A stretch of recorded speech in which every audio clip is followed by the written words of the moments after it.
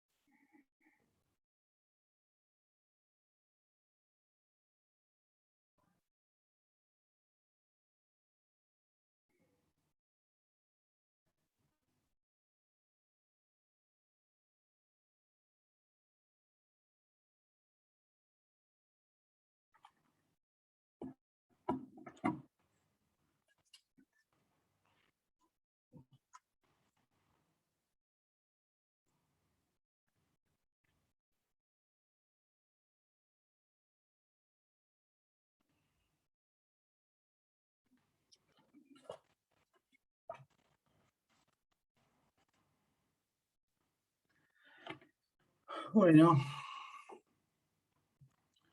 vamos a ir comenzando. A ver, prendo la luz. Ya la dejo encendida. Bueno, díganme, ¿cómo entendieron o no entendieron la última clase en cuanto a los conceptos que empezamos a ver de poder constituyente, que ahora vamos a seguir trabajando igual? Pero estaría bueno antes de avanzar que si alguno tiene una duda, una pregunta, un comentario, que lo haga, así vamos despejando las inquietudes.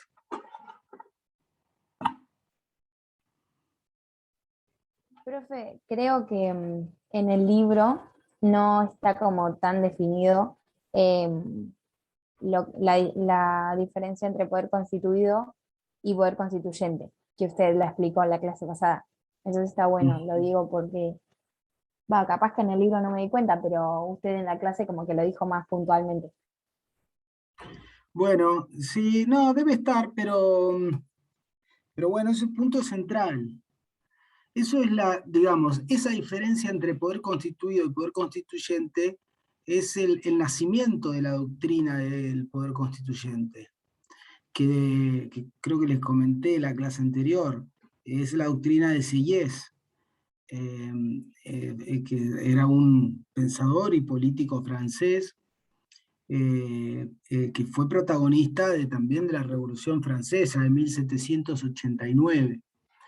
Y ahí, durante esos acontecimientos, es que digamos, se formula la teoría del poder constituyente, eh, que tiene que ver con una idiosincrasia propia de los latinos, formular teorías, nos encantan las teorías. Los anglosajones son más prácticos en esos puntos, no se preocupan tanto por formular teorías, sino en todo caso por practicarlas y por respetar determinadas costumbres. Esto es muy propio de los ingleses, pero también los Estados Unidos tienen esta idiosincrasia. Y de hecho los Estados Unidos fueron los primeros que practican la teoría del poder constituyente.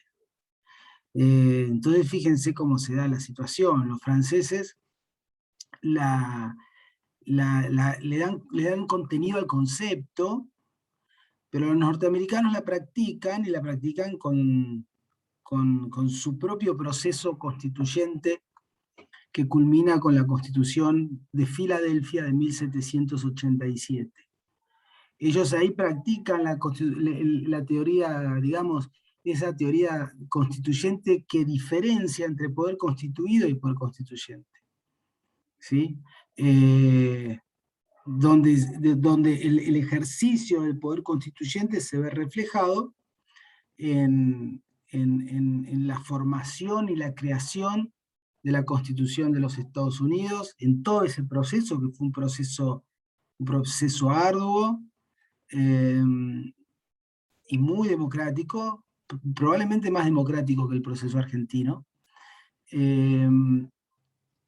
Digo más democrático y me estoy refiriendo precisamente al hecho de que la Constitución de Filadelfia luego tuvo que ser ratificada por cada uno de los estados, cosa que no ocurrió acá en la Argentina, porque ahora vamos a ver el proceso de formación constituyente y de reforma constituyente en nuestro sistema constitucional no exige la ratificación por parte de las provincias. En los Estados Unidos ese proceso originario sí requirió esa ratificación de parte de los estados, por eso yo creo que le dio un carácter un tanto más participativo y federal al proceso constituyente. Y bueno, ellos a través de esa constitución crearon los poderes constituidos tal cual los conocemos hoy, crearon los 3 poderes, crearon una corte con determinadas características muy particulares, que era toda una novedad para el constitucionalismo de la época, y esa corte y ese modelo de poder judicial también fue el que trajimos nosotros como modelo a seguir en 1853. Y por supuesto el modelo también de los otros dos poderes, principalmente el modelo del Poder Ejecutivo, aunque el Poder Ejecutivo, como ya sabemos, tuvo sus características propias dadas por las ideas de Alberdi. Esto ya lo estarán viendo ustedes con Poder Ejecutivo. El Poder Ejecutivo argentino es un Poder Ejecutivo un tanto más reforzado, si se quiere, dadas las condiciones políticas en el que se creaba la Constitución Argentina en 1853, que hacían creer a Alberdi y a quienes crearon la Constitución en 1853, que era necesario un Poder Ejecutivo más fuerte para poder poner orden, que era un valor muy preciado a mediados del siglo XIX, considerando los últimos 20 años de historia, 20 o 30 años de historia argentina. Pero bueno, nada, en definitiva, un poco eso, esta distinción entre el poder constituido y el poder constituyente es fundamental. Es hacia la definición misma del concepto, y nosotros nos habíamos quedado la clase anterior hablando de esto. Yo quería marcarles que, bueno, acá el modo en que se ejerce este poder constituyente nos brinda una clasificación de constituciones. Ustedes ya deben haber estudiado o deben haber visto las distintas clasificaciones que la doctrina fue haciendo de las constituciones o tipologías. Y una de esas clasificaciones es la de constituciones rígidas y constituciones flexibles. ¿Sí? ¿Alguno se acuerda de esa clasificación? ¿La quiere? Sí, profe. ¿Alguno se anima a querer explicarla? ¿Alguno? ¿En qué Profe, consistiría? Sí, que sí. las constituciones que son flexibles permiten que sean reformadas por cualquier ley que pueda emanar del Congreso, si no mal recuerdo, y las que son constituciones rígidas son aquellas que llevan un proceso como el de nuestra Constitución, que tiene que haber, tiene que haber el voto de 2/3 de la Cámara de Diputados y 2/3 de la Cámara de Senadores para que, me quedé sin aire, para que pueda iniciar el proceso para poder reformarse la Constitución. Esa es una parte, tal vez faltan un montón de cosas que me estoy olvidando por los nervios, pero bueno. No, bueno, gracias Matías, pero está bien este puntapié inicial que marcás, que es bastante cercano a la definición de la clasificación, a las características de las constituciones rígidas y flexibles. Esta es una clasificación que hizo un constitucionalista inglés, James Bryce con B larga, RYC. James Bryce lo que describió de alguna manera fue esta diferencia entre lo que sería una constitución rígida y una constitución flexible. En realidad, una constitución, vamos a empezar con la constitución flexible. En realidad, la constitución flexible, lo que ocurre, en realidad, lo que diferencia una constitución rígida y una flexible sería que la constitución rígida, voy a arrancar así porque me parece que es más claro, que la constitución rígida solo puede reformarse a través de un procedimiento especial, por un lado, y a través, o pongamos IO, mejor, IO a través de un órgano estatal especial también. O sea, tenemos esas dos condiciones para modificar una constitución en las constituciones rígidas. ¿Cómo? ¿Dijo a través de un procedimiento? Sí, sí, Milagros, a través de un procedimiento particular o especial para reformar a la Constitución, y o a través de un órgano particular, un órgano estatal particular para reformar a la Constitución. Es decir, que las constituciones rígidas no se modifican, no se reforman bajo el mismo procedimiento que las leyes comunes, que las leyes ordinarias, o por el mismo órgano estatal que sanciona o deroga o modifica las leyes ordinarias. ¿Se entiende hasta acá? Es decir, las leyes ordinarias son creadas, son modificadas, son derogadas por un órgano en particular y bajo determinados procedimientos particulares que establecen las constituciones. Bien. Ahora, si la Constitución es rígida, eso significa que esa Constitución, para ser reformada, derogada, lo va a hacer por otro procedimiento que no es el mismo que el de las leyes. E incluso bajo determinados supuestos o en determinados sistemas constitucionales, también por otro órgano estatal. Bien, eso es una Constitución rígida. Cuando una Constitución es flexible, significa que los procedimientos y los órganos de reforma de las leyes y de la Constitución son los mismos. Es decir, no hay una distinción en la mecánica de reforma, de creación, de derogación de una ley respecto de la creación, modificación, derogación de una Constitución. Ni tampoco lo hay por el órgano encargado de hacer esto. ¿Se entiende? Es bastante sencillo. Esto lo marcó James Bryce y puso ejemplos que son ejemplos por todos conocidos. El ejemplo de constitución flexible es el de la Constitución de Inglaterra. En Inglaterra, el Parlamento, sabemos que que el Parlamento es el soberano del sistema político inglés. Esto significa que por encima del Parlamento no hay ninguna norma que condicione al Parlamento. Es decir, el Parlamento no está condicionado por ninguna constitución. Bien, por lo menos desde el punto de vista formal estamos hablando.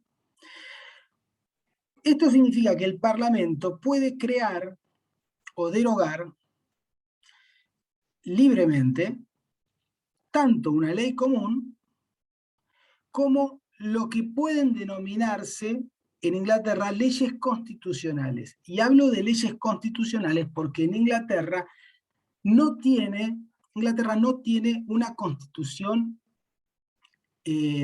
codificada en un cuerpo único como la mayoría de los países, entre ellos la Argentina.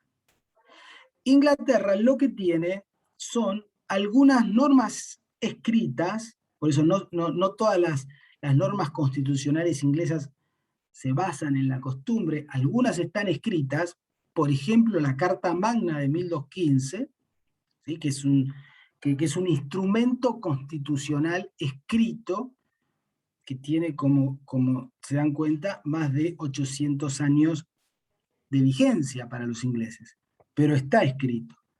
Entonces, su constitución está conformada por algunas normas escritas dispersas y otras normas no escritas, costumbres constitucionales, que están arraigadas en el sistema constitucional inglés y que son aún más sólidas que las propias normas escritas de muchos de los países del mundo.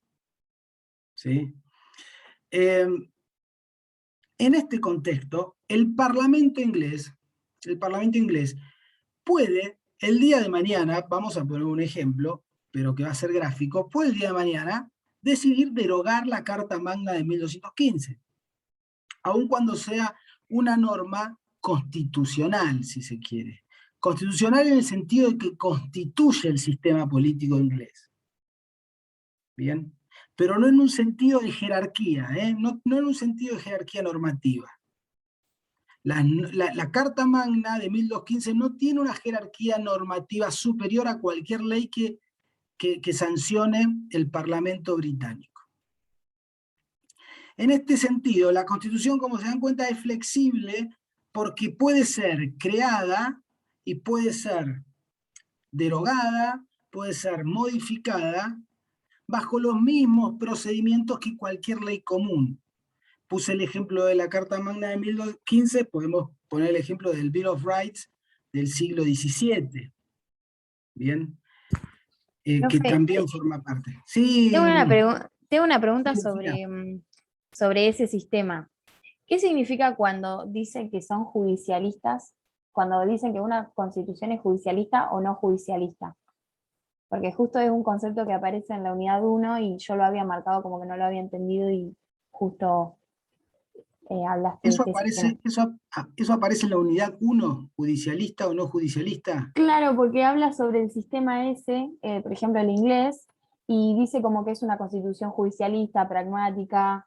En cambio, cuando habla sobre el sistema europeo continental, habla como que no es judicialista, es retórica, ideológica, creo que dice, y no entiendo a qué se refiere con judicialista o no judicialista. Mirá, es una buena pregunta porque yo ni recordaba que el libro de Jiménez me estás hablando que dice eso. Sí, creo que sí, es de ahí. Pero no hay problema, de última. No. A ver, voy a intentar, tendría que leerlo para entender cómo viene, digamos, el desarrollo de la idea, ¿no? A ver, judicialista se refiere a lo judicial. Sí, porque esta aparece en la parte que habla sobre las concepciones que hay en las culturas sobre el derecho y las constituciones. Y justo la concepción anglosajona clásica, bueno, dice eso. Claro, yo quizás lo que está apuntando Jiménez ahí es que el sistema inglés es un sistema que está sustentado en la teoría del precedente. Quizás por eso se refiere a lo de judicialista. ¿Esto qué significa? Que los precedentes de los tribunales, que se reiteran en el tiempo, tienen una fuerza tan poderosa como las propias leyes. Y los jueces, cuando tienen que resolver un caso, primero lo que van a observar es cómo lo resolvieron otros jueces en el pasado. Es un caso similar al que tienen. Desde ese punto de vista, yo creo que a eso se está refiriendo Jiménez cuando habla del sistema inglés como judicialista. En cambio, los jueces de un sistema como el argentino, cuando los jueces tienen que intervenir, primero lo que hacen es hacer un análisis de las normas vigentes y no tanto de los precedentes. ¿Sí? Estoy hablando igual en teoría. Un juez en Argentina siempre también mira los precedentes cuando los hay.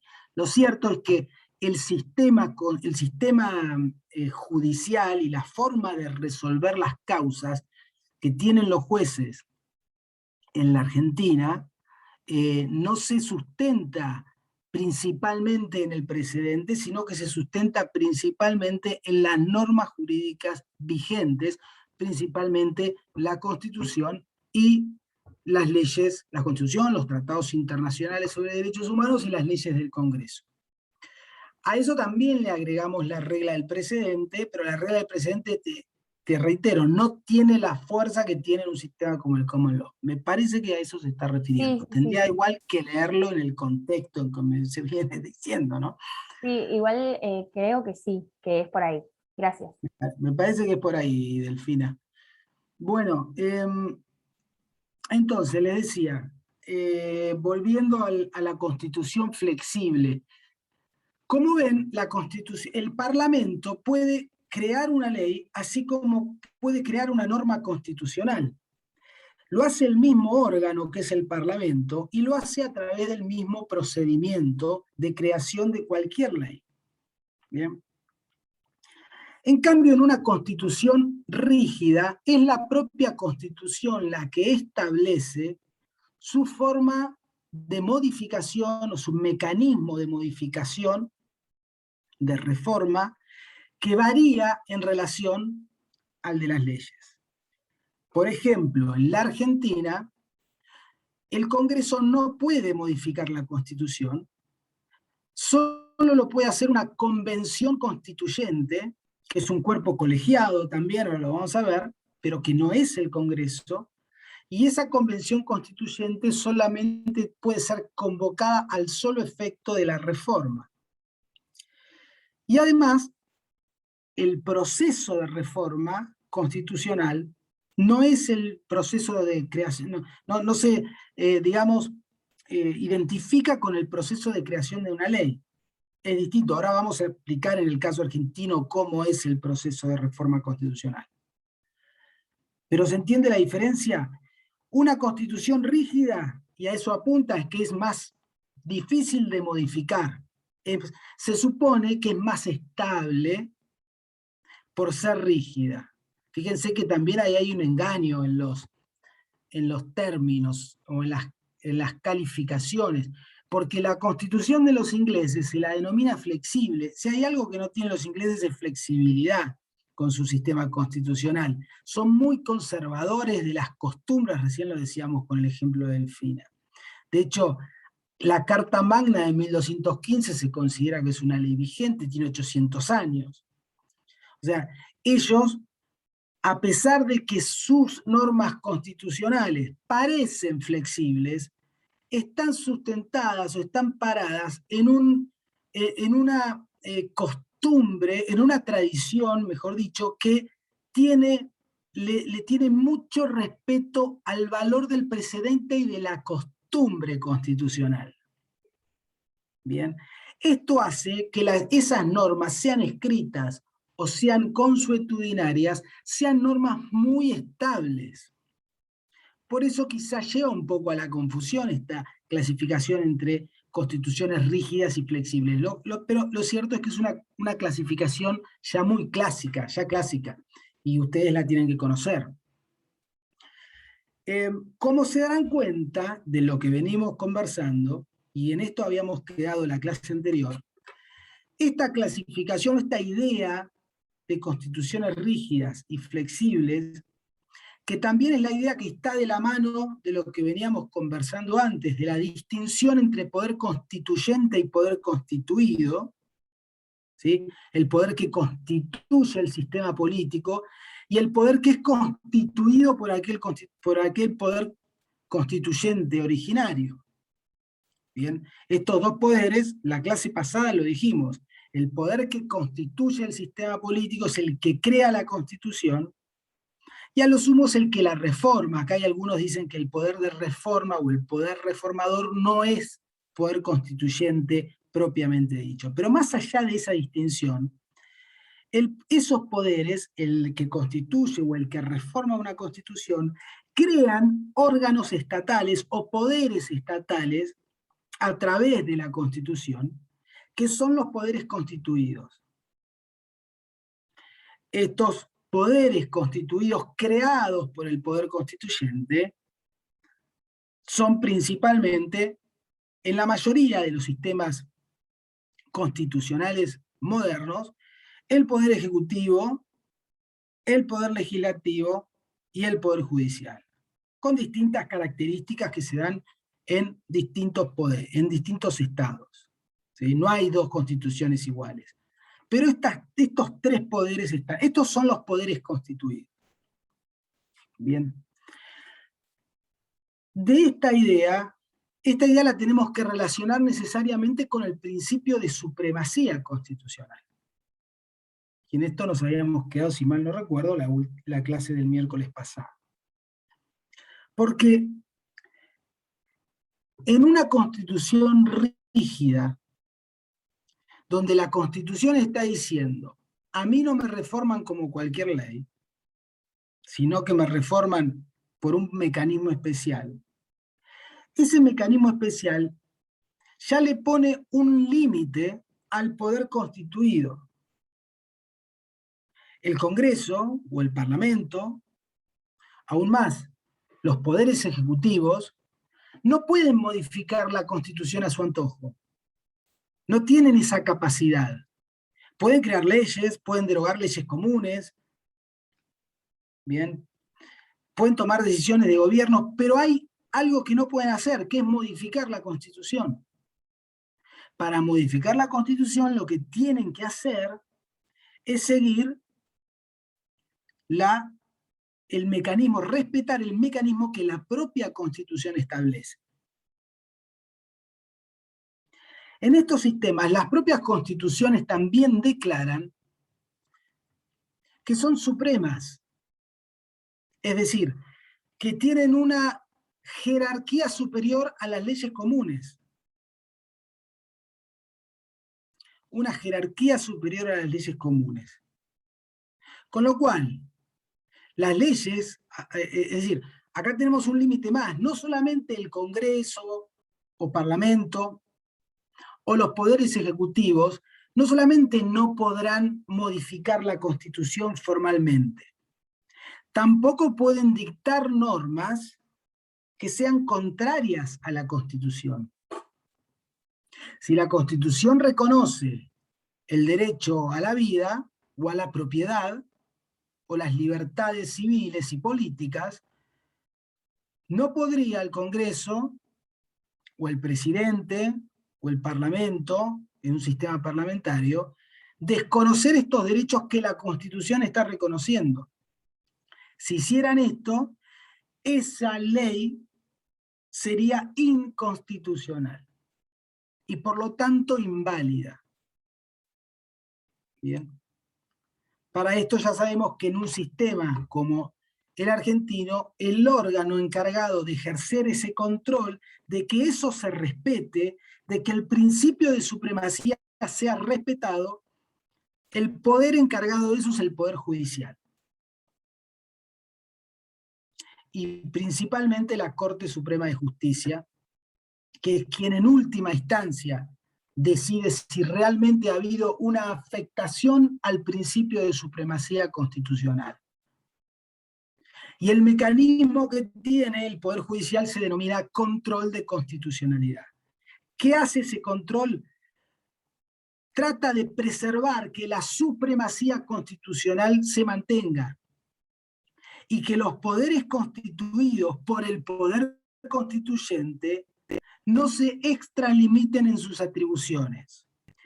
Se extralimitarían en sus atribuciones si sancionaran, normas inconstitucionales o decidieran actos de gobierno inconstitucionales que van en contra de lo que dice la Constitución. ¿Se entiende? Entonces, toda constitución rígida es también una constitución que es suprema.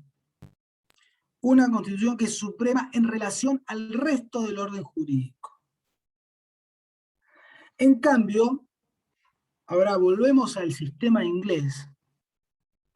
En una constitución flexible, las normas constitucionales no tienen esta supremacía. Tienen el mismo nivel que las leyes. No se da esta situación de supremacía de la Constitución, sea escrita o sea no escrita, como ocurre en Inglaterra, respecto de otras leyes. ¿Qué pasa si no se da esta supremacía? Si no aparece el principio de supremacía. Diremos, uy, entonces el Congreso, o mejor dicho, el Parlamento, no está limitado por una Constitución. Puede hacer cualquier cosa. La respuesta es sí, puede hacer cualquier cosa. No hay límites constitucionales en este sentido, en el sentido que los entendemos nosotros, bajo el principio de la supremacía constitucional. Ustedes me dirán, pero entonces el Parlamento tiene todo el poder. Sí, tiene todo el poder. Por eso el Parlamento es supremo en Inglaterra. Y nada lo limita desde el punto de vista jurídico. Pero ¿qué pasa en Inglaterra? En Inglaterra el Parlamento o los parlamentarios son unos tiranos que violan los derechos, que generan autarquías, tiranías, dictaduras. No, no pasa nada de esto. De hecho, es uno de los sistemas constitucionales más organizados, por supuesto el sistema constitucional más antiguo desde el punto de vista moderno del mundo, porque ahí nace el constitucionalismo. Fíjense la paradoja. Donde nace el constitucionalismo, no se cumplen dos de las características principales de toda constitución que se preside tal, que es la de supremacía y la de ser suprema y ser rígida. Pero Profe, ocurre que, sí, perdón. termino la idea y te dejo. Ocurre que los ingleses tienen, como dijimos hace unos minutos, un fuerte apego a sus tradiciones y respeto a sus instituciones, y respeto a aquellas normas que tienen 800 años como la Carta Magna o que tienen 300 años como el Bill of Rights, que no, aún siendo el Parlamento soberano, a ningún parlamentario se le ocurriría, se le pasaría por la cabeza derogar esas normas. El sistema constitucional, si bien es flexible, vuelvo a la clasificación anterior, es realmente sólido en su estructura. Y por eso los cambios que se dan en el sistema constitucional inglés son tan lentos y en el tiempo y hay tanta estabilidad en el sistema inglés, porque no está sustentado en una ficción de una norma suprema, sino que está sustentado en bases mucho más sólidas, que es la confianza, que es el convencimiento de toda la sociedad inglesa sobre ese sistema constitucional y sobre su vigencia. En términos biarcampianos podríamos decir que la vigencia sociológica del sistema constitucional inglés es realmente poderosa. Y es lo que sustenta el sistema. Bueno, ahí terminé la idea. Bruno, decime. No, iba por ese lado la pregunta, como había dicho que no, el sistema inglés no tenía limitaciones jurídicas, y iba a preguntar si el precedente no correspondía a una limitación jurídica dentro de lo que es el sistema, pero ya lo respondí. Sí, es que está bien, Bruno, lo que decís. El precedente es un límite, pero no hay ninguna ley que te diga eso. Eso es costumbre constitucional. Ninguna ley obliga a seguir al precedente. Eso es como ellos entienden el sistema. Y así funciona, y funciona muy bien. Y han pasado crisis tremendas los ingleses. Pero ese sistema así, para ellos funciona. Para otro país seguro que sería inviable, imagínense la Argentina. Con todo el respeto que me merecen las instituciones, pero si no tuviéramos una constitución que por lo menos ponga un límite a los poderes constituidos, no me quiero imaginar qué podría pasar. Bien. Y digo Argentina y digo a la gran mayoría de los países del mundo, que tomaron otro camino.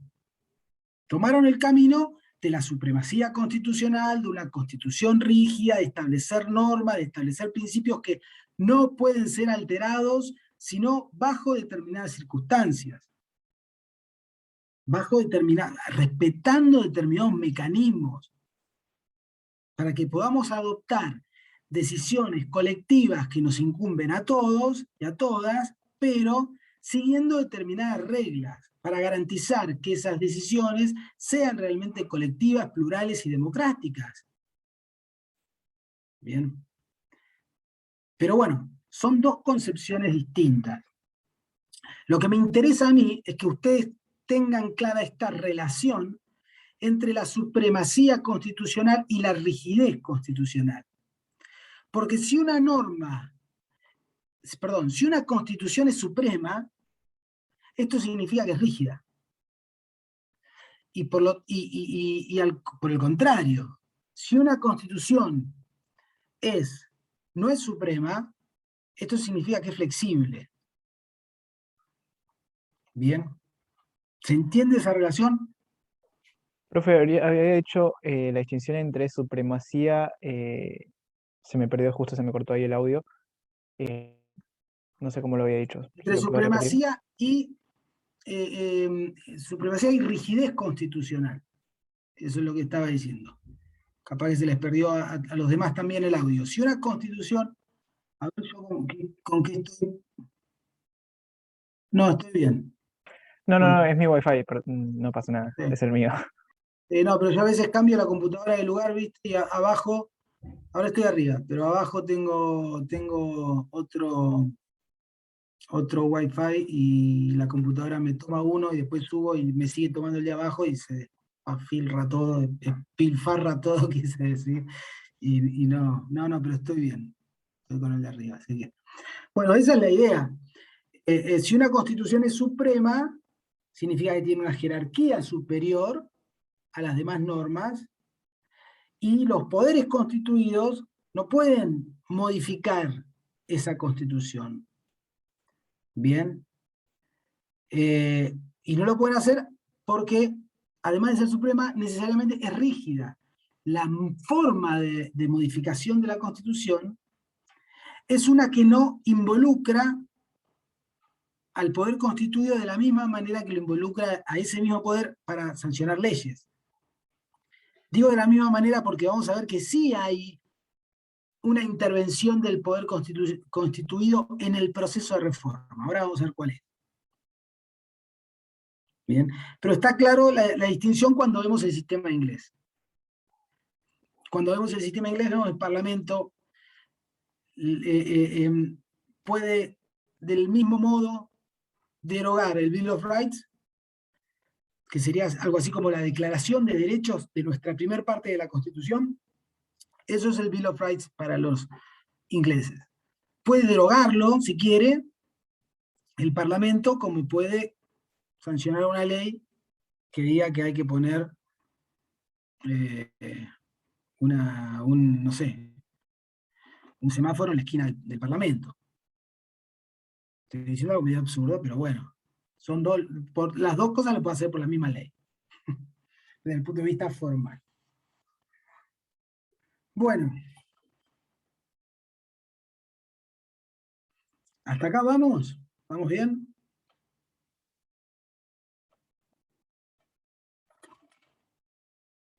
En el libro de Jiménez hay una, creo, no sé si lo llegamos a hablar en la clase anterior, hay una clasificación que básicamente gira en torno a lo que estamos hablando hasta ahora, de poder constituyente originario, creo que dice derivado o de reforma, ahora no recuerdo, y revolucionario. ¿Sí? ¿Estoy bien con la clasificación? Sí, profe. Esto apunta, el originario, creo que ya lo dijimos y ya lo he mencionado en la clase anterior, el originario es el poder constituyente que crea una nueva constitución.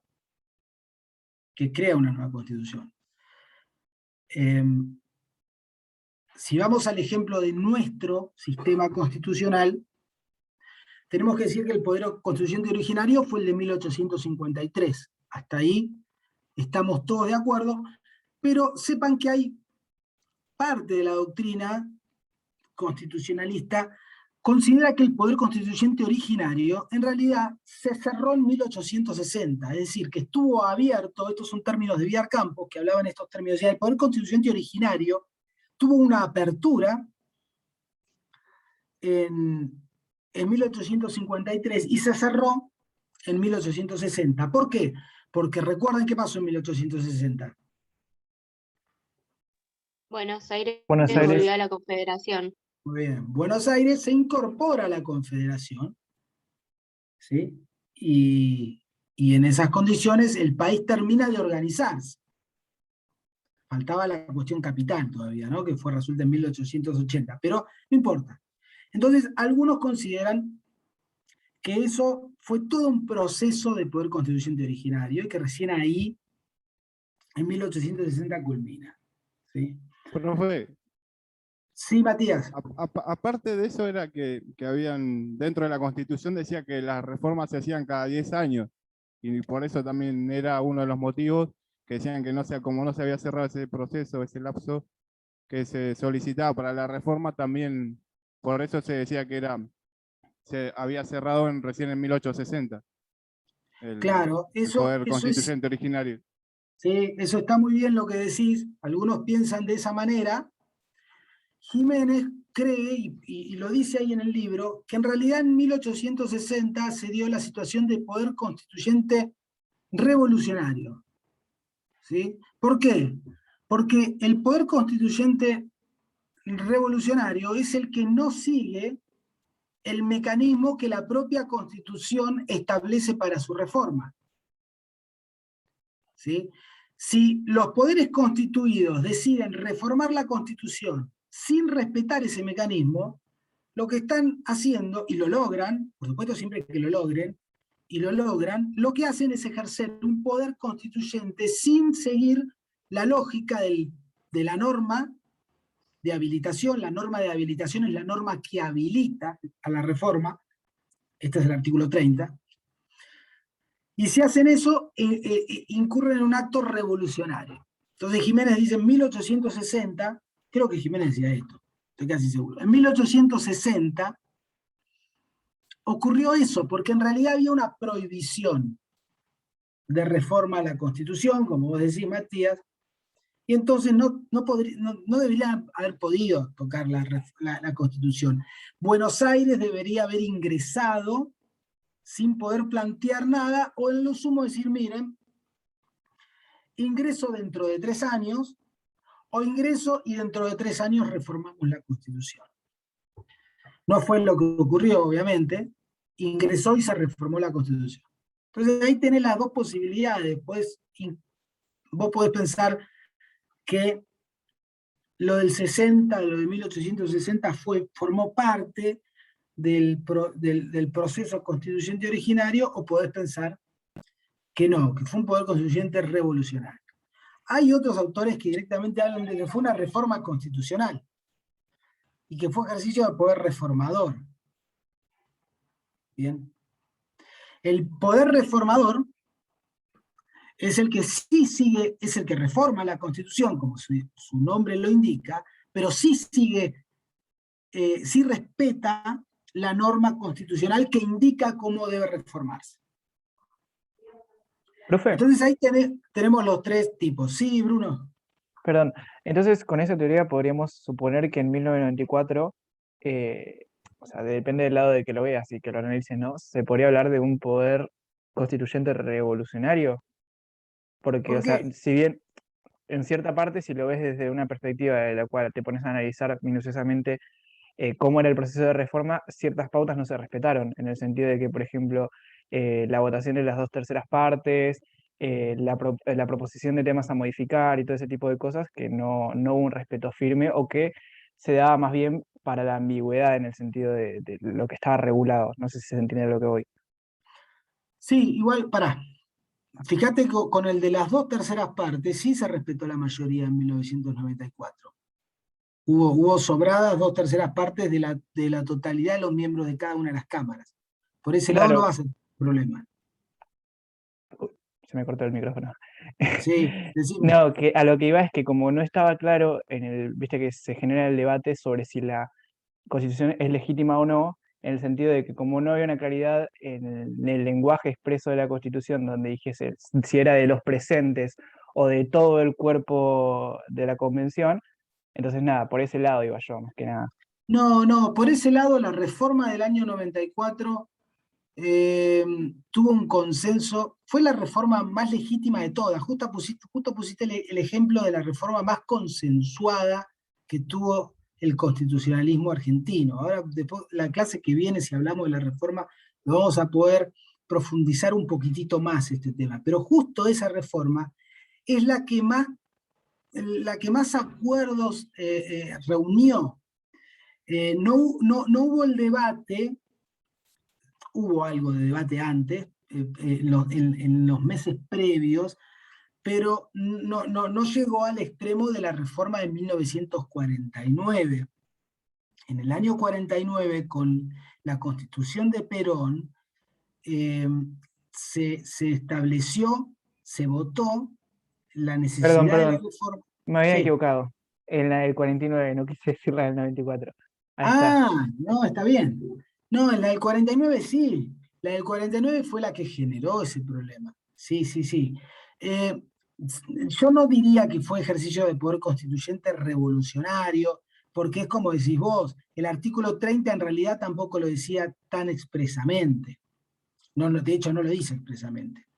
Que tienen que ser 2/3 partes de los miembros presentes, con lo cual llamar al ejercicio de ese poder constituyente del año 49 como poder constituyente revolucionario me parece muy fuerte. Me parece muy fuerte. Algunos lo Profe, pensará, pero yo creo que yo, no. Sí, yo sí. recuerdo que en las clases de historia, cuando explicaban justo esta parte, no había, bueno, igual nosotros en historia no veíamos, ¿no?, cómo se formaba el poder constituyente, todo, pero habían dicho como que esta reforma tenía partes que podían considerarse como inconstitucionales o así, pero no sé, capaz que es eso y no es que el poder constituyente haya sido revolucionario, capaz que hubo irregularidades, capaz, pero no sé. Mirá, ahí también hay una discusión en doctrina, nadie tiene una verdad revelada. Algunos piensan que la Constitución de 1949 tuvo, no diría contenidos inconstitucionales porque es una contradicción en sí misma. En principio la Constitución no puede ser inconstitucional, porque la Constitución es la Constitución y es la que define cuáles son las normas constitucionales. Pero ahí hubo una discusión, y sigue habiendo una discusión sobre si la Constitución de 1949 fue una nueva Constitución originaria o fue una reforma importante, pero reforma al fin de la Constitución de 1853. Fíjate que hay una diferencia ahí entre pensar, igual nos estamos adelantando a algunos contenidos que pienso desarrollar cuando veamos las reformas, pero ahí hay una diferencia entre pensar que el proceso constitucional se interrumpe en 1949 y aparece una nueva constitución, o que en 1949 hubo una reforma de un proceso constitucional que continúa. Pero nada, es subjetivo esto. Me parece, yo estaría más por la segunda parte, más allá de que hubo contenidos muy polémicos en la reforma de 1949 que a mí no me gustan para nada, por ejemplo, las cuestiones vinculadas al federalismo o las cuestiones vinculadas a los poderes del Poder Ejecutivo, a las atribuciones del Poder Ejecutivo, que ahí hubo reformas realmente muy regresivas y antidemocráticas, pero de ahí a decir que hay una nueva constitución, bueno, pero esto si quieren después lo podemos trabajar un poquitito más en detalle cuando veamos las distintas reformas. Entonces, volviendo a la clasificación, tenemos la clasificación que utiliza el libro de Jiménez, o que termina creo que proponiendo, es constituciones originarias, constituciones de reforma y constituciones revolucionarias. Bien, la idea es que las originarias crean una nueva constitución, las de reforma, por supuesto, modifican o reforman, valga el término, a la constitución ya creada, pero es la misma constitución creada que sigue viviendo, sigue teniendo vigencia, pero con modificaciones. Y la revolucionaria es la que no respeta la regla del precedente, es decir, la regla que impone la misma constitución para su reforma. Y que impone una reforma por medios que no son los legales, o mejor dicho, que no son los constitucionales. Bien, esa sería la clasificación. Bueno. Vamos ahora sí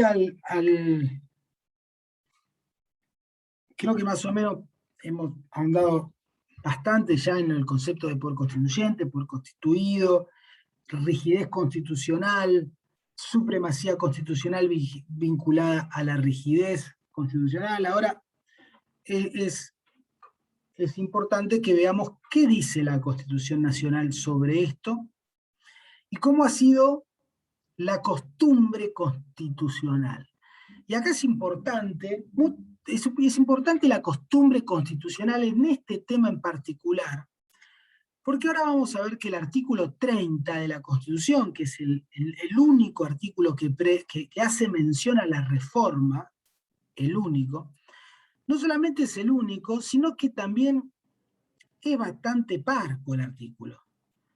No estaban muy inspirados los señores convencionales constituyentes en 1853 cuando redactaron esta norma, o quizás quisieron decir poco para que luego el propio proceso político fuera definiendo los contornos de cómo iban a ser las reformas constitucionales en el país.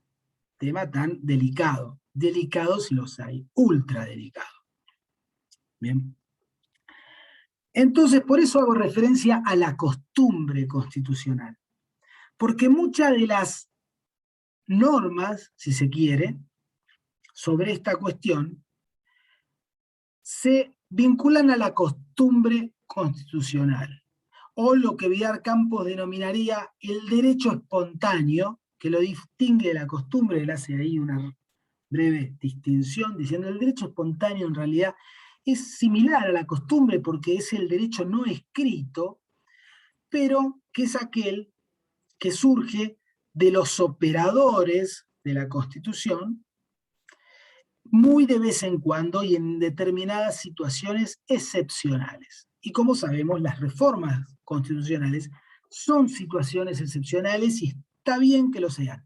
Quizás no tan excepcionales como lo son en la Argentina, que ya nos pasamos de rosca con las excepciones. Pero sí es cierto que no se puede andar reformando la Constitución cada 2 o 3 años, porque eso significa que algo funciona mal. Y tampoco se puede mantener una Constitución sin reformar durante 30, 40, 50 años, porque eso también significa que algo funciona mal. Por lo menos es mi opinión. Después, si quieren, nos damos un ratito para reflexionar sobre este tema. A ver cómo, cuál debería ser la periodicidad de las reformas de las constituciones para mantener sano al cuerpo constitucional, hablando en términos biológicos. ¿Sí? El cuerpo se tiene que renovar y hay que mantenerlo sano, y cada tanto una buena lavadita le viene bien, pero después podemos hacer un ejercicio de comparación entre la Argentina con otros países. No todos los sistemas constitucionales funcionan de la misma manera, y en este punto tampoco, no es excepción. No todos los sistemas constitucionales se reforman con la misma periodicidad. Bueno, no me quiero ir por las ramas. Entonces, les decía, cuando hablamos del mecanismo de reforma de la Constitución argentina, hablamos de una norma escrita, artículo 30, y de otras normas que no están escritas, pero que podemos decir ya a esta altura, después de 4 o 5 reformas constitucionales que hubo a lo largo de la historia argentina, que están de alguna manera consolidadas. Y las vamos a ir viendo cuáles son estas normas. Primero,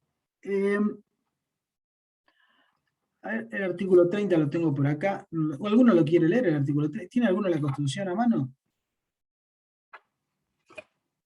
Vamos a arrancar diciendo que la Constitución puede reformarse en todo o en cualquiera de sus partes. Pero no quiero arrancar por eso. Eso es lo que así arranca el artículo. Pero si alguno lo tiene, lo lee y después ya arrancamos. Yo lo tengo, yo lo Yo leo. acá lo tengo. Bueno. Dale, léelo, bueno. Delphi. Dice, la Constitución puede reformarse en el todo o en cualquiera de sus partes. La necesidad de reforma debe ser declarada por el Congreso con el voto de 2/3 partes, al menos de sus miembros, pero no se efectuará sino por una convención convocada al efecto. Bien, perfecto. Ahí nos dijo varias cosas que vamos a ir desmenuzando a lo largo de hoy. No creo que terminemos hoy. Y a lo largo de mañana. Perdón, de la semana que viene. Es más, yo la semana que viene me parece que me van a reemplazar. Voy a pedir que me reemplace a alguno de los chicos. Y en todo caso recupero mi clase. La otra semana les doy 2 clases. Si llego, porque no llego. ¿El examen es el 30? Perdón, hago un paréntesis con este tema. ¿El examen es el 30? Sí, profe. Estoy en un problema entonces. Porque ya la próxima semana, hoy es 15, ¿no? El miércoles que viene es 22. Ah, no, sí llego. Porque 30 que cae, ¿el jueves? Sí, profe. Sí, jueves. Bueno, lo que sí les estoy dando las últimas 2 clases muy sobre la fecha del examen. Pero bueno, yo la semana que viene tengo que viajar a Buenos Aires y me va a ser imposible dar la clase el miércoles. Bueno, veremos si no la daré de última, les tomo el lunes y martes o vemos. Cosa que a ustedes les quede un par de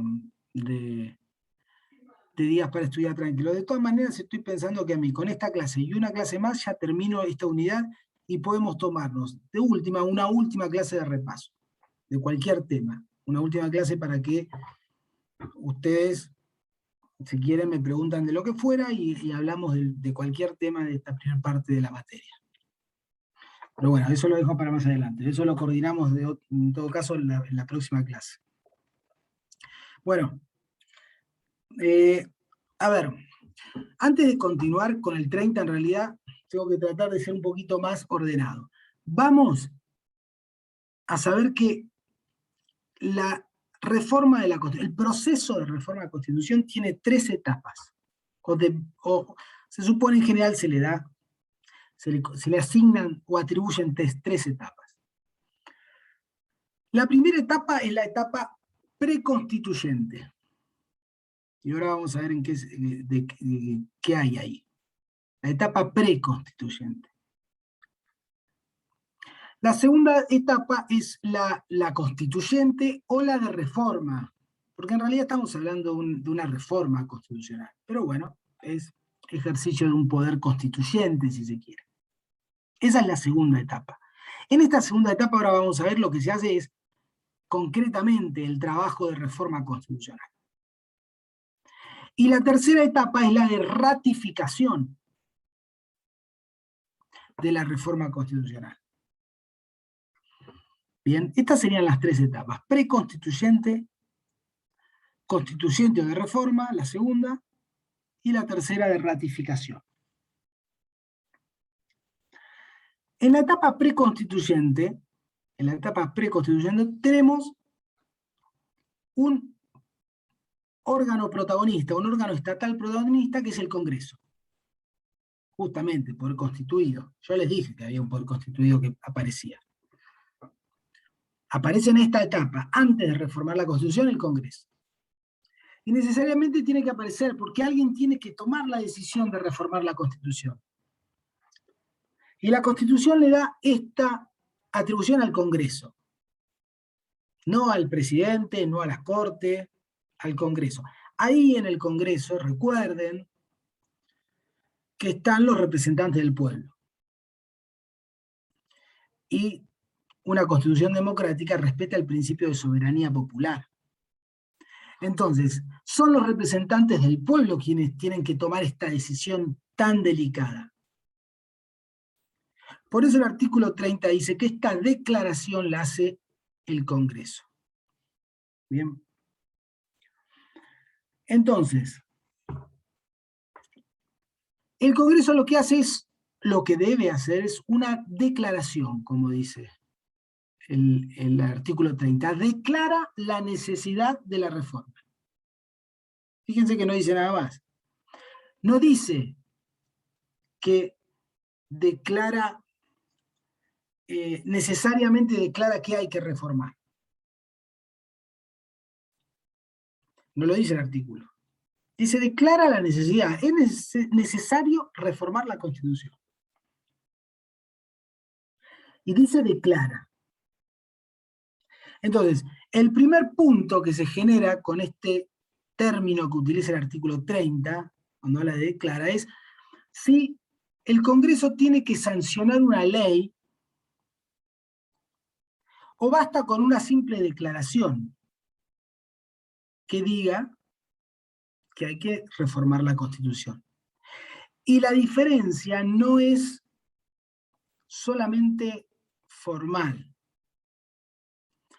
A ver, ¿dónde está la diferencia formal? La diferencia formal está en que una ley tiene que seguir el procedimiento de formación y sanción de las leyes que establece la propia Constitución. En cambio, una declaración no tiene que seguir necesariamente este procedimiento. El Congreso puede hacer muchas declaraciones, pero si no lo hace, puede hacerlo en una forma distinta a la de ley. Porque la ley es un tipo de norma jurídica que se crea bajo determinado procedimiento. Pero el Congreso no es lo único que hace, dictar leyes. Mejor dicho, sancionar leyes. El Congreso también, entre otras cosas, puede hacer declaraciones. Y cuando hace una declaración, no necesita seguir ese procedimiento. Entonces, ahí tenemos una diferencia normativa. Una declaración la puede hacer el Congreso, por ejemplo, reunido, las dos cámaras reunidas todas juntas, y hacer una declaración. En cambio, una ley nunca podrían hacerla las dos cámaras reunidas conjuntamente, porque la Constitución exige que hay una Cámara de Origen que trabaja sobre el proyecto de ley, que debe aprobar ese proyecto y luego pasar el proyecto a la Cámara Revisora, que hace nuevamente un trabajo sobre el proyecto y la aprueba o la desecha. Estos son mecanismos que prevé la propia Constitución, que hay que cumplir. Si no la ley, si la ley no sigue las formas de ley, la ley puede ser declarada inconstitucional por la Corte. Bien. Entonces volvamos al ejemplo nuestro. La Constitución habla de que el Congreso declara la necesidad de la reforma, con lo cual lo que está diciendo es, Congreso, usted no tiene por qué hacer esto por una ley. Esto también es importante, más allá de lo formal, en cuanto a la intervención del Poder Ejecutivo. Este es un punto clave.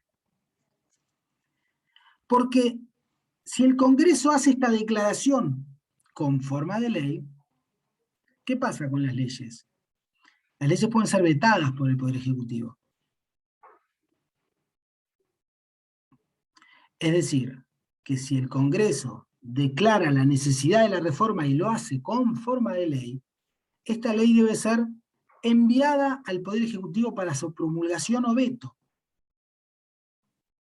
Veto con B corta. Entonces, le estamos dando una intervención al Poder Ejecutivo que no le da la Constitución. En el artículo 30, ustedes lo pueden leer de atrás para adelante, de arriba para abajo, como quieran leerlo, pero no aparece el Poder Ejecutivo. El Poder Ejecutivo no interviene en el proceso de reforma de Constitución.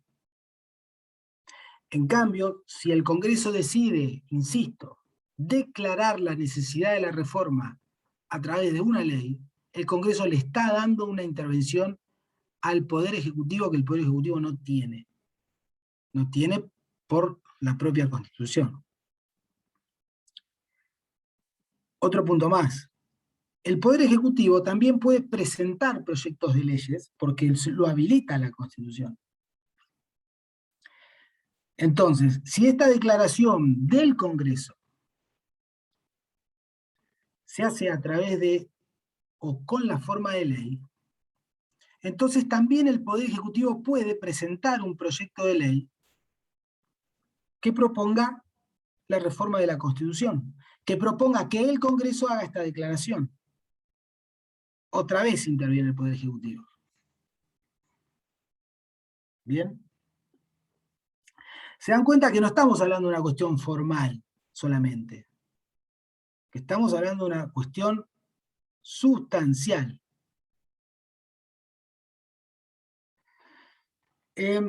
Otro punto más. ¿cómo contamos los 2/3? ¿Cómo contamos los? Porque si el Congreso decide declarar la necesidad de la reforma a través de una ley, los 2/3 necesariamente los tendremos que contar por cámaras. Primero los 2/3 de la Cámara de Diputados y luego los 2/3 de la Cámara de Senadores. Porque las cámaras necesariamente tendrán que trabajar separadamente, porque en toda ley las cámaras trabajan separadamente. En cambio, si el Congreso decide hacerlo sin forma de ley y declarar la necesidad de la reforma sin forma de ley, podrían reunirse las dos cámaras, constituir el Congreso en asamblea, que ese es el nombre técnico que corresponde, cuando se reúnen las dos cámaras conjuntamente, y contar los 2/3, ya no por cámara, sino por los 2/3 de la asamblea. Otra modificación sustancial que puede indicar cómo se dan los equilibrios y las fuerzas políticas y los consensos políticos en la reforma. Entonces fíjense como una cuestión quizás tan en principio intrascendente, si hay algo que no tiene es ser intrascendente.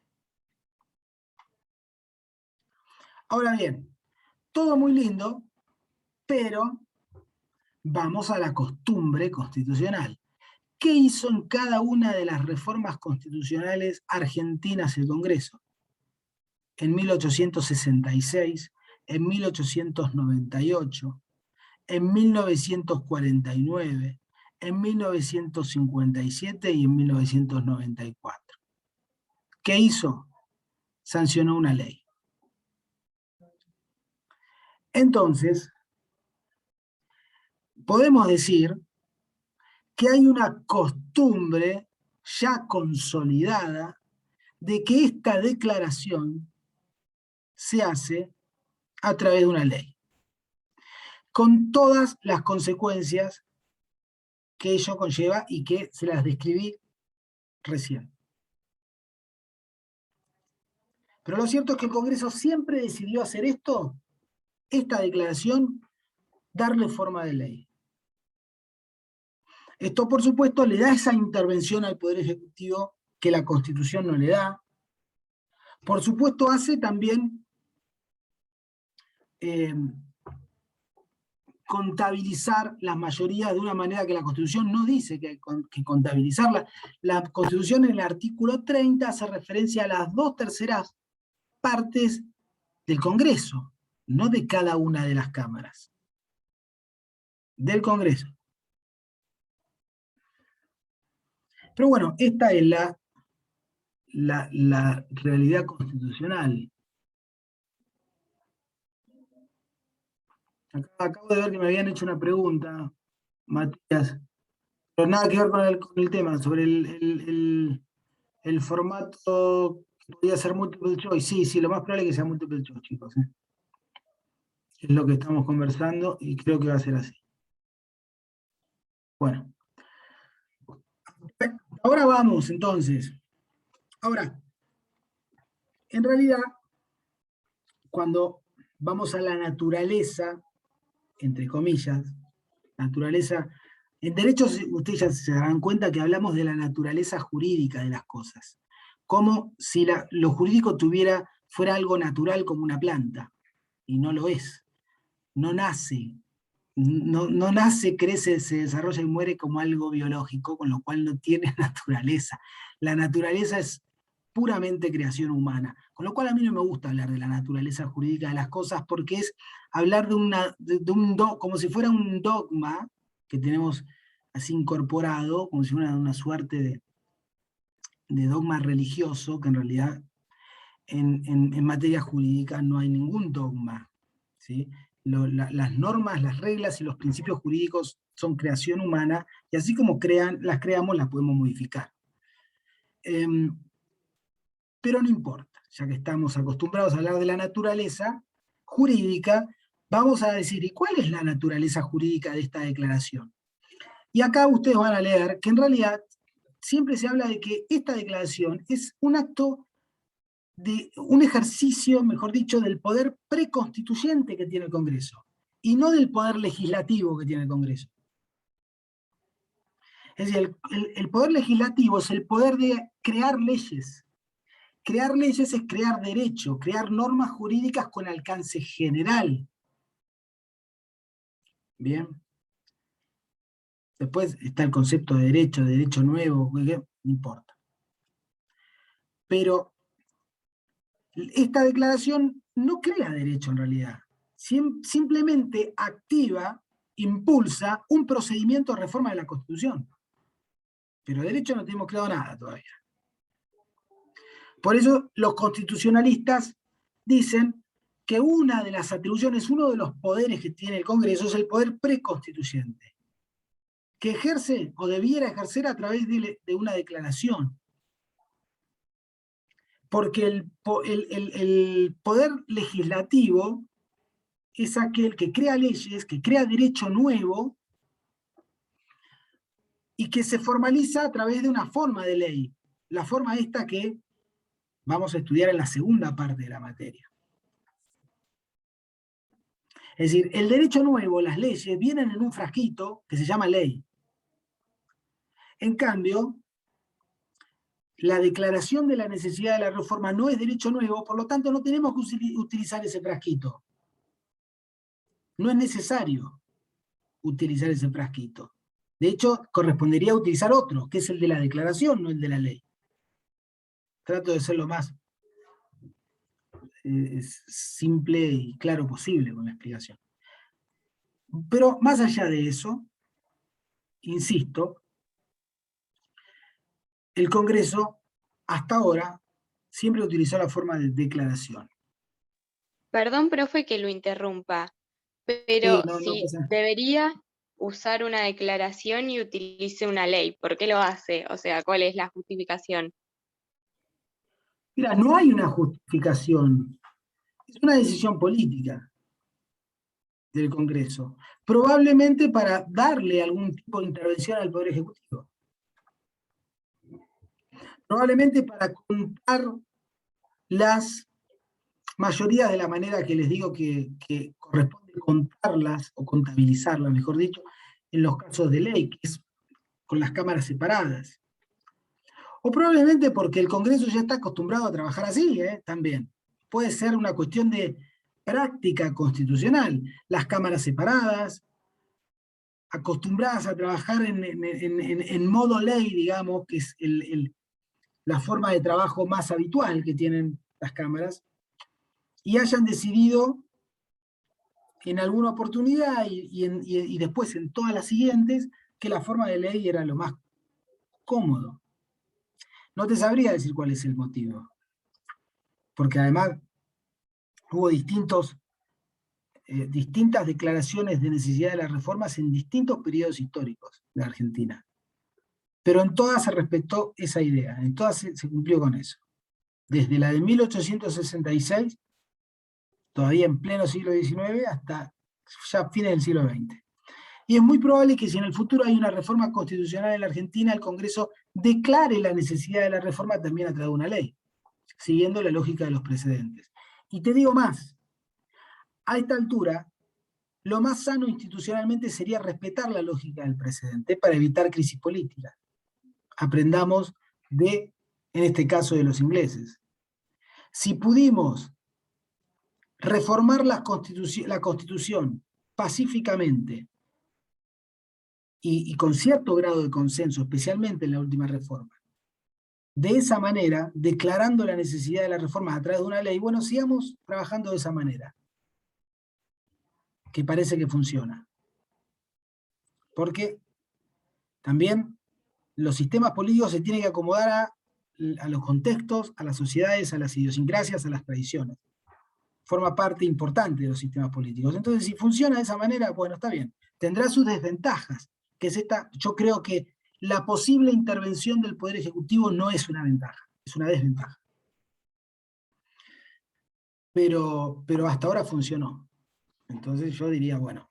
Ojo, insisto, la Constitución no prohíbe que sea en forma de ley, no se está haciendo nada inconstitucional.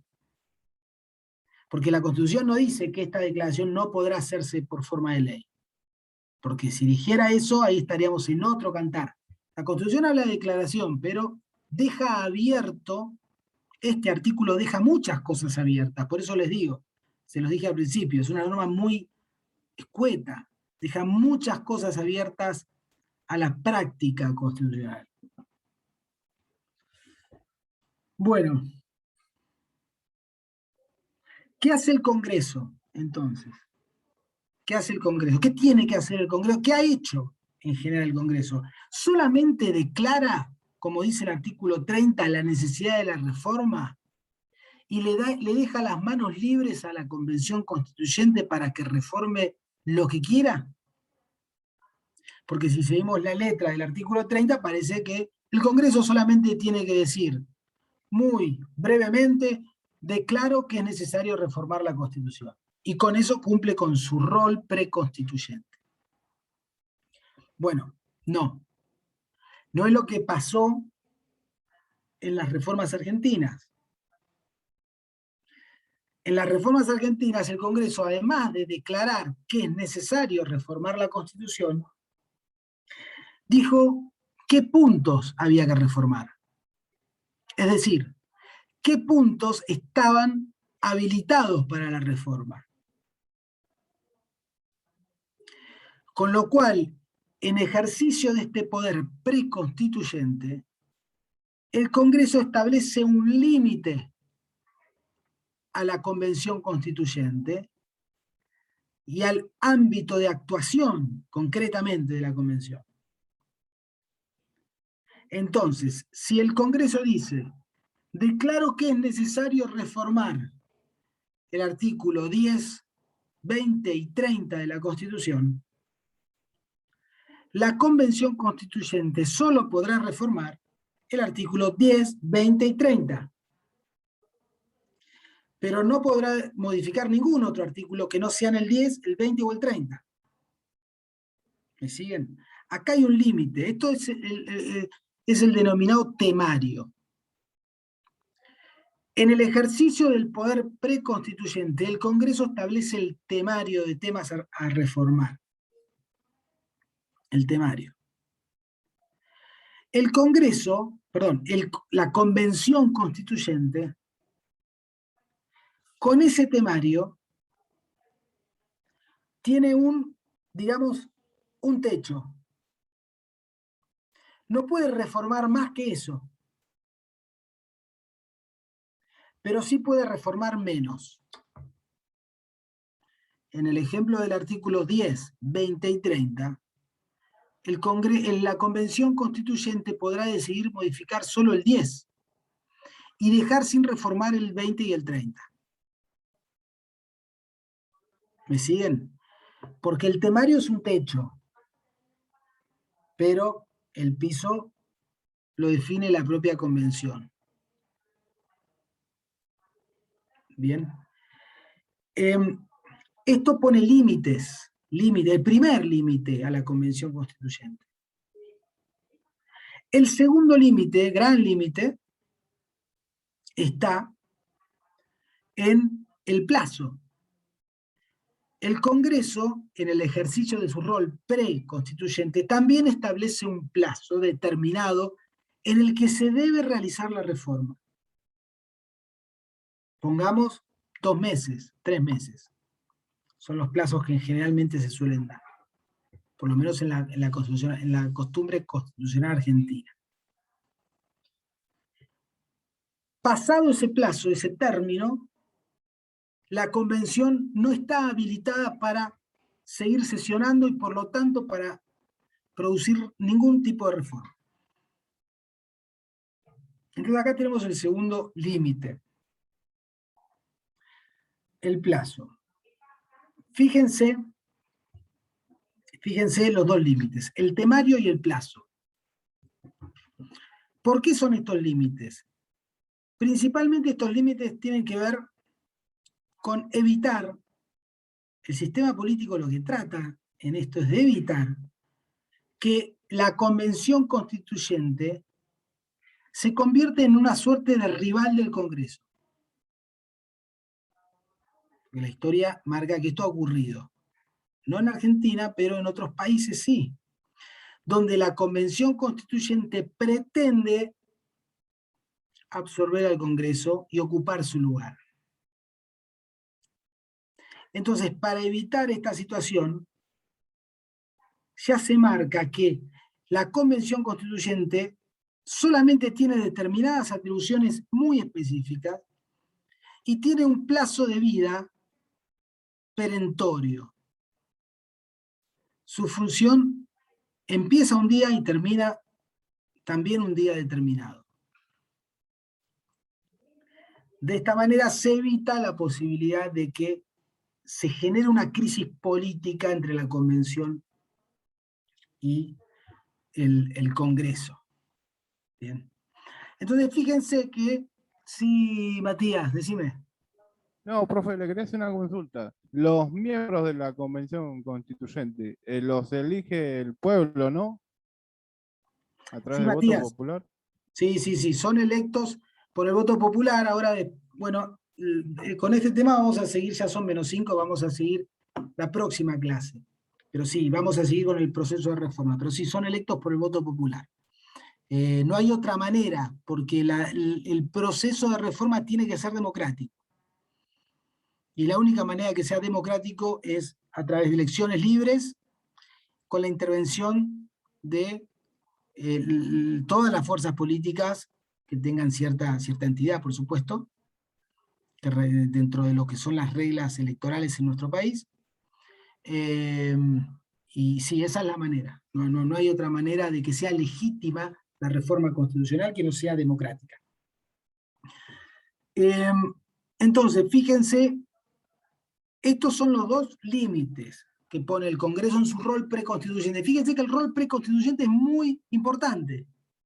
El Congreso tiene un poder muy fuerte, porque establece qué se puede reformar y durante cuánto tiempo va a trabajar la convención. También el Congreso puede, en ese rol preconstituyente, indicar cuál debe ser el sentido de la reforma. ¿Para dónde quiero que se reforme? ¿Sí? Por ejemplo, en materia de derecho de propiedad, el Congreso puede decir que el derecho de propiedad sea reformado para asignarle una función social dentro del marco del constitucionalismo social. Esto lo podría decir en términos así bien generales. Hay algunos autores que son más estrictos con esto y dicen, no, esto no lo podría decir porque estaría condicionando ya el accionar sobre ese punto que puede reformar el accionar de la Convención Constituyente. Pero en realidad,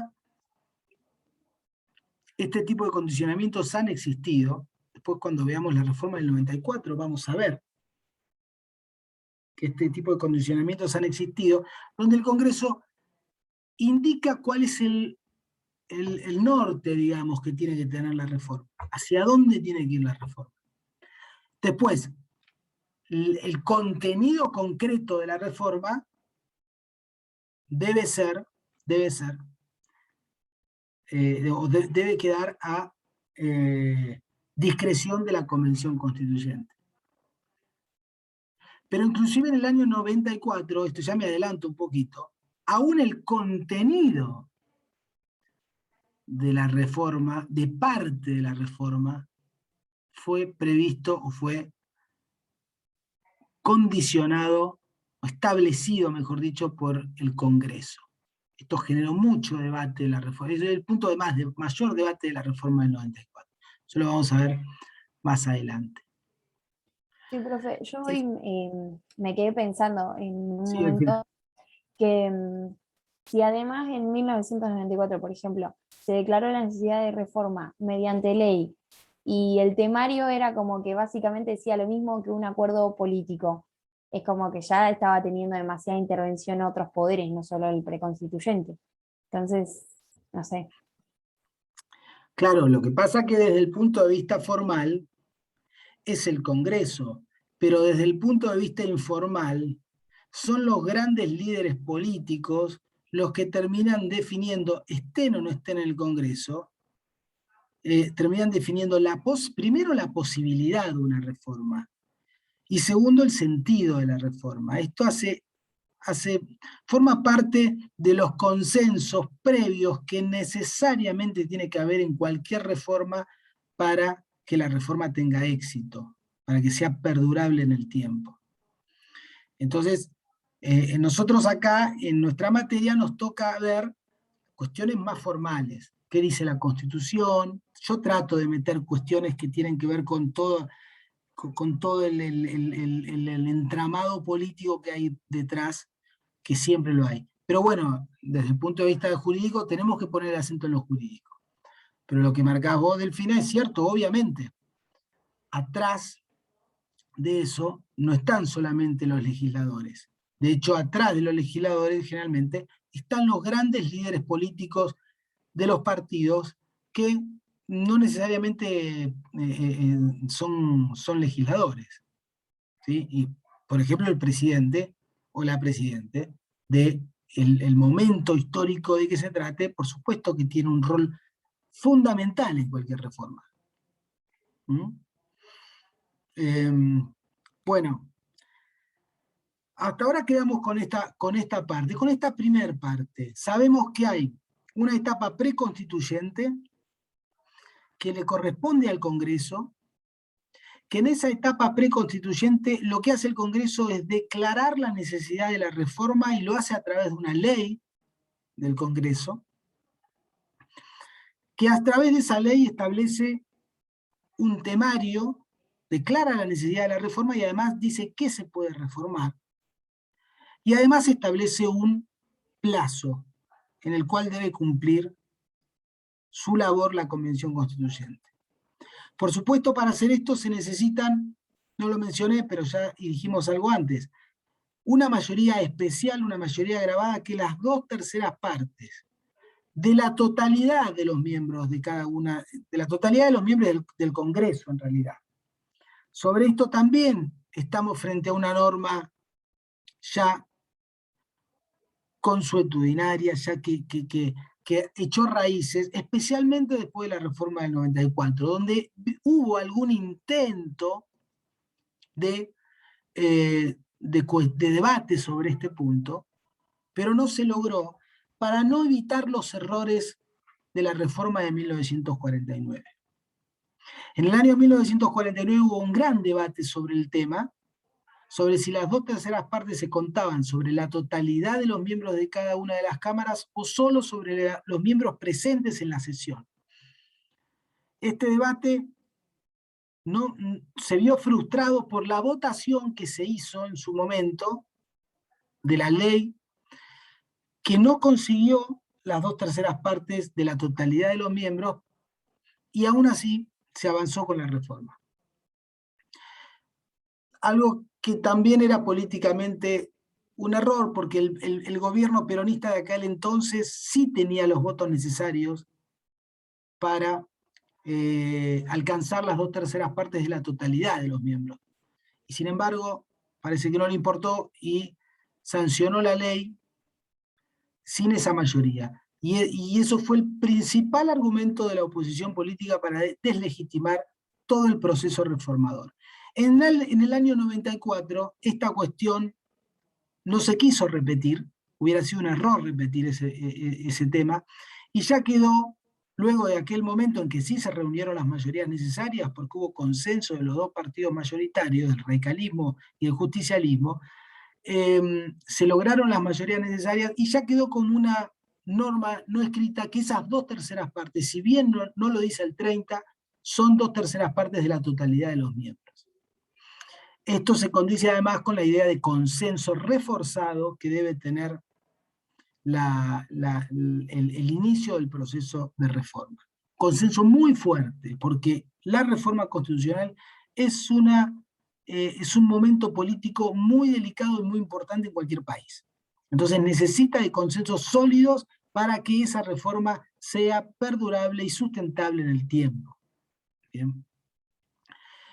Bueno, la clase que viene, que creo que no va a ser la semana que viene, sino la próxima, vamos a terminar con este proceso de reforma. Vamos a hacer una mención también al concepto de contenidos pétreos, y alguna mención también a el proceso de a las reformas en las constituciones provinciales. Y con eso creo que más o menos vamos a dar por concluido los contenidos de la unidad, por lo menos los contenidos más importantes. Eso la próxima clase. Bueno, chicos, ¿tienen alguna pregunta? ¿Algún comentario? Yo, profe, que hoy tengo ganas de hablar. A No, ver, le quería Matías, decir, decime. o sea, me quedé pensando hoy cuando estábamos hablando sobre la Constitución de 1853 y la reforma esa de cada 10 años, que también está el artículo en la Constitución que dice que se pueden incorporar nuevas provincias, pero no dice un tiempo determinado que hay que esperar para incorporarlo o no. O sea que eso también jugaría en eso para poder incorporarla en cualquier tiempo, no importa si son 10 años o antes. O sea, es como una laguna para que interpretarla de esa manera, que puede ser antes o después de los 10 años que dice la Constitución en ese tiempo. Sí, sí, No sé Matías, si me entendió. sí, entendí. No hubo problemas con ese punto. De hecho, es como decís vos, el artículo 13, que creo que es el que te estás refiriendo, que hace referencia a la posibilidad de incorporar nuevas provincias, también fue redactado pensando en la necesidad de que en el futuro se incorpore la provincia de Buenos Aires. Acordate de ese artículo, es de 1853. Pero no, el problema, claro, al contrario, ese artículo no generaba un problema, sino una solución, porque la propia Constitución, acá siguiendo el modelo norteamericano, ese artículo tiene como fuente la Constitución de los Estados Unidos.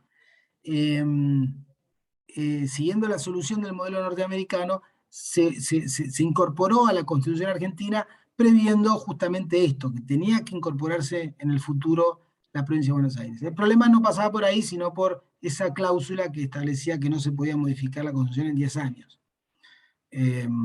Pero bueno, por eso, el 13 nos da una solución, no un inconveniente. Por eso como solución decía yo que podría en ese momento haberse utilizado eso. Sí, seguro que se invocó esa norma. Seguro que se invocó esa norma al momento de la incorporación de la provincia de Buenos Aires. No, bueno, gracias, profe Julio. No, gracias a vos, Matías, por la intervención. ¿Algún otro que quiera comentar algo o que quiera preguntar algo, chicos, chicas?